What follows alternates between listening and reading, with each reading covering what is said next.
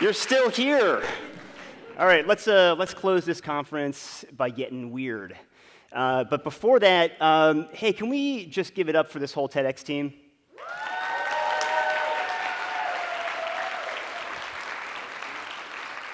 This is a pretty massive flex to put on an event like this, and I'm pretty sure that nobody gets paid. So kudos to you all for what you do.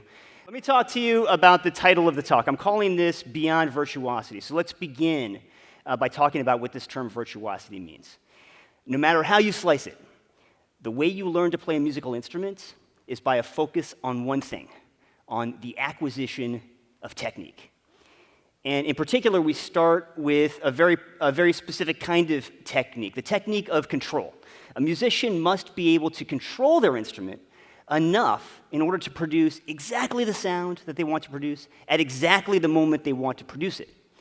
And we spend thousands of hours, I kid you not, thousands of hours in windowless practice rooms trying to do just this, because a musical sound has so many components. There's the pitch, there's the volume, there's the articulation, the tone color, all of these elements that go into it. And we have to be able to reproduce sound exactly the way that we want to, consistently and under the duress of performance. If that sounds tedious and maybe a teeny tiny bit boring, you're not wrong. It's incredibly boring. And this is certainly not why I wanted to learn how to play the drums. I wanted to learn how to do something fancy. I wanted to learn how to throw my sticks in the air, maybe spin them, bounce my sticks. I wanted fancy control. And fancy control is the essence of musical virtuosity.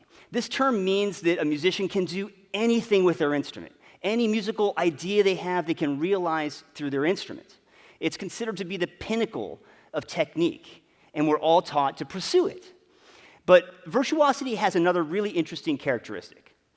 Virtuosity seeks to identify the idiosyncrasies and even deficiencies of an individual instrument, and to somehow harness those deficiencies, control them toward a musical end. Let me give you an example. I happen to have a pair of maracas. I can shake this maraca one time, but you hear that there are two discrete sounds. That's an idiosyncrasy of the instrument, maybe a deficiency of the instrument. So first I have to learn to control it. I might change the path, and then over time I can reasonably predict exactly where that little bounce note is going to happen. I do it with both my hands, and then I interleave my hands. Oh, I have a regular rhythm. Want to get fancy? Please say yes. Let's get fancy. So I can snap my wrist. Maybe I could twirl.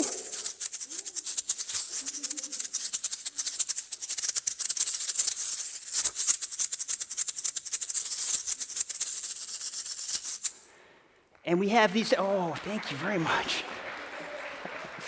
Just searching for applause. We have all of these techniques that are available. Now, these are techniques that come from Yoruba music in Venezuela. And friends, they are proof positive that any instrument, even the humble, simplest of instruments like the maracas, have the capacity for musical virtuosity.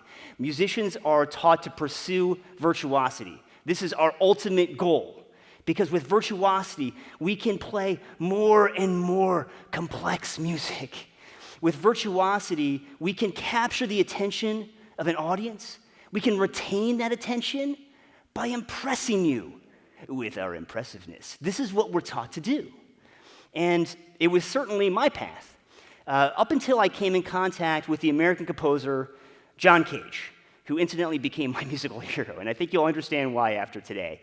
I was programming a concert of solo percussion music, 7 very, very complex and virtuosic pieces, and I stumbled across this Cage piece called Child of Tree. All right, Child of Tree is an 8-minute percussion solo for 10 amplified plants. That's it. 10 plants. And you might think to yourself, okay, in order to sustain the interest of an audience for 8 minutes, almost the length of this talk, Cage must have discovered some really interesting virtuosic techniques that build on the deficiencies of playing a plant as a musical instrument And that's how he would put this piece together. Well, no, he actually goes in the opposite direction. Cage approaches this piece from an anti-virtuosic direction, explicitly instructing the performer to table their technique and instead to patiently, thoughtfully, and as simply as possible, just explore the sounds of these plants. Well, I happened to have had a cactus in my apartment at the time that I was learning this piece. I pulled it down off the shelf and put a microphone up right next to it. And let me try to give you a little flavor for what I heard.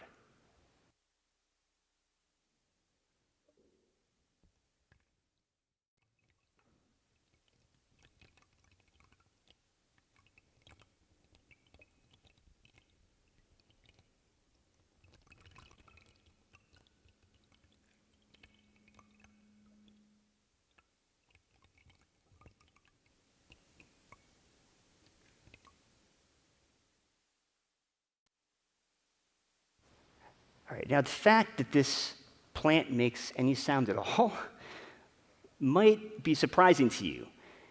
To me, what was most surprising was the variety of sounds. There was color, there was texture, there were pitches. These individual spines each had a different pitch.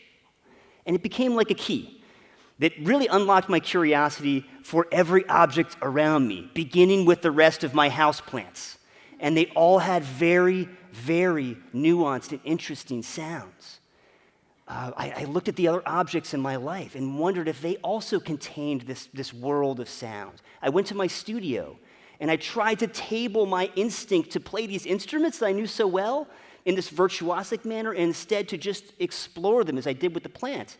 Holy moly, all of these sounds existing around me all the time, under my nose. But the real revelation came in performance. Here I am in a pretty familiar place, standing on a stage behind a table of plants, less familiar, and the audience's attention is trained on me. But instead of that audience being focused on what I was doing, on my impressive technique, my attempts at virtuosity, instead we joined together and we just listened deeply to the sounds of all of these different plants. And I think what we discovered that day is that, those plants had an incredible array of sounds, each one of them. And simply by giving them our attention, we could hear what was there all along. What lies beyond virtuosity is space. It's space that we can explore patiently, with curiosity. Well, after this performance, my life did change pretty profoundly. I found myself out in the world, and those ambient sounds that I had been so quick to dismiss, to ignore, to tune out, I found that I could focus on them. And when I focused on the sound of the bus driving by, I heard music, just as Cage suggests. The distant rumble, swelling and dynamic, and then the frequency bandwidth just spreading out, and then pops and crackles as it stopped in front of me, and then all of it receding back into the sounds of the environment as it drove away. It was an honest-to-God musical experience. I realized all around me there was this potential for anything to be musical. That the only thing separating an interesting sound from an uninteresting sound is whether or not I happen to be interested in it. Well, this experience can very easily be extended. So I'm describing to you the world of sound and music. What is your world? What is your discipline? What would happen if we could each individually explore a relationship with our own virtuosity? If we could somehow move beyond this instinct to be impressed or to be impressive, what other kinds of uncharted space might present itself? What would happen if we could fold into our lives, into our work, a little bit of exploration of that space, to just feel it out a bit, to not be encumbered by the mask of virtuosity, but instead to be fully embodied in the experiences that are around us all along? All right, that might, I recognize, sound far-fetched. That might seem impossible. We're busy people. And doesn't that require patience? Yes, it does require patience, and it's not an easy thing to do. But I firmly believe that all of us have the capacity to do this. I know we can. And I also know what richness is offered when we approach the world in this manner, even for a moment. And let me leave you with this story that I hope will give you a little bit of optimism as well. The same time I was learning Child of Tree, I had a 5-year-old student. And she was not interested in learning to be impressive. She was not interested in cultivating her virtuosity. She just loved things that were musical.